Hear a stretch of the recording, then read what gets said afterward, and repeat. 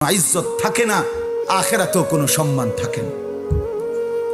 যে আল্লাহ হারা সে সর্বহারা, যে আখিরাত হারা সে সর্বহারা, যে সেজদা ছাড়া সে সব হারা, যে কোরআন হারা সে সব হারা। মুসলমান পরিচয় দেওয়ার পরে এই দুই নিয়ামত, আল্লাহর কোরআনের তেলাওয়াত এবং 5 ওয়াক্ত নামাজ, এই দুইটি সম্পদ। দোস্ত আমার, বন্ধু আমার, আমি এই একটা আয়াতে পড়ছি, এটাই বলতেছি এখন, এই দুইটা কথাই এখানে। এই দুইটি নিয়ামত একজন মুসলমান পরিচয় দেওয়ার পর, একজন মুমিন পরিচয় দেওয়ার পর, এই দুইটি নিয়ামত যার মধ্যে নাই, কসম আল্লাহ তার কিচ্ছু নেই, তার কাছে কিচ্ছু নাই। আল্লাহর কোরআনের তেলাওয়াত এটা যে সহি শুদ্ধ করতে পারে না, 5 ওয়াক্ত নামাজ যে পড়ে না, তার মুসলমানের কিচ্ছু নাই, তার ইসলামের কিচ্ছু নাই।